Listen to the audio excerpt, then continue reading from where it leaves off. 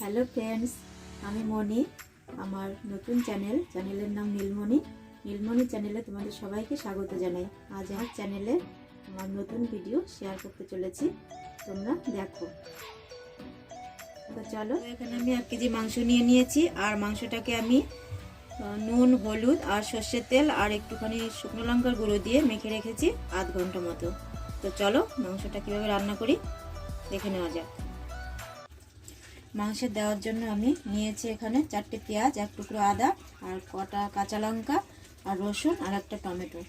ঝালটা আপনাদের পছন্দ মতন দেবেন। তো এগুলোকে আমি পেস্ট করে নেব।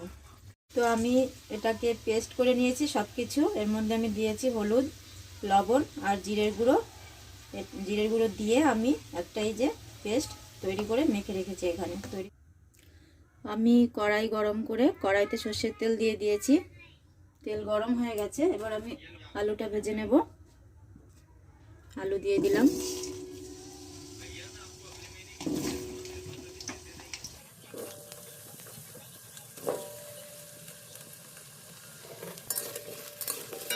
লবণ হলুদ দিয়ে আমি আলুটা লাল লাল করে ভেজে নেব। আলুগুলো আমার ভাজা হয়ে গেছে লাল লাল করে, দেখতেই পাচ্ছ। আলুগুলো আমি তুলে নিচ্ছি।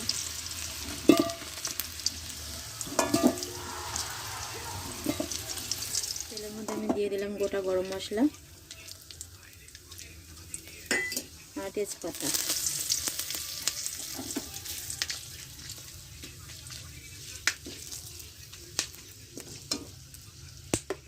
গোটা জিরে,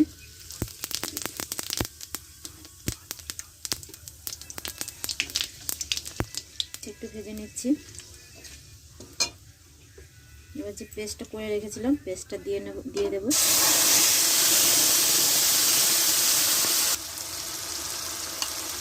মশলাটা আমি কষিয়ে নিচ্ছি, যতক্ষণ তেল না ছাড়বে ততক্ষণ আমি আস্তে আস্তে নেড়ে চেড়ে এটাকে কষিয়ে নেব। ফিরে আসছে একটু পরে। মশলা আমার কষানো হয়ে গেছে, মশলা থেকে তেল ছেড়ে দিয়েছে। এবার আমি এর মধ্যে চিকেনটা দিয়ে দেব।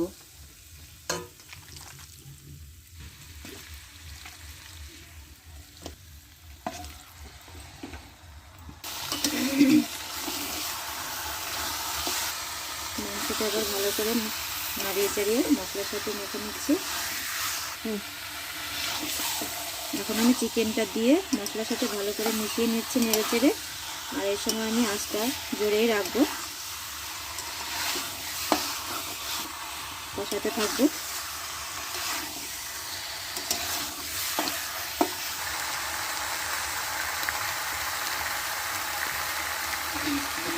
আমি এখন কমিয়ে নিয়েছি। আমি আস্তে আস্তে জাল দিয়ে মাংসটাকে কষিয়ে নেব। যতক্ষণ মাংস থেকে তেল না ছাড়ে ততক্ষণ আমি আস্তে আস্তে কষাতেই থাকবো। ভালো করে মাংসটা কষিয়ে নিলে মাংসটার টেস্ট বেশি হবে।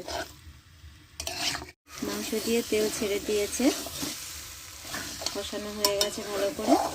এখন আমি এর মধ্যে যে দুধটা নিয়েছিলাম দুধটা দিয়ে দেব। দুধটা দিয়ে আরও খানিকক্ষণ কষিয়ে নেব। কষানোর পরে আমি জল দিয়ে দেব। দুধটা দিয়ে দিলাম। দুধটা দিয়ে আরও খানিকক্ষণ কষিয়ে নেব।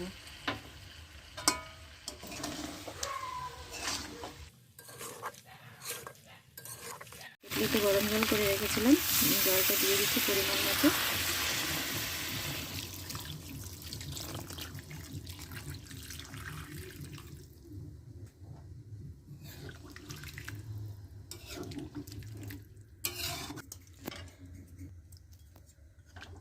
আচ্ছা, এবার আমি ভেজে রাখা আলুগুলো এর মধ্যে দিয়ে দেব।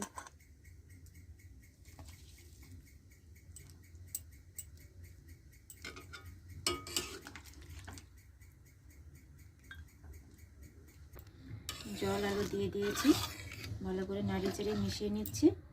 এবার আমি ঢাকা দিয়ে সিদ্ধ না হওয়া পর্যন্ত আমি রান্না করব। তো সিদ্ধ হওয়ার পরে আমি আবার ফিরে আসছি। মাংসটা সিদ্ধ হয়ে গেছে, জলটাও ঠিকঠাক আছে। আমি এখন এতে দিয়ে দেব গরম মশলার গুঁড়ো 1 চামচ, হাফ চামচ মতো, আর দিয়ে দেব ধনেপাতা কুচি।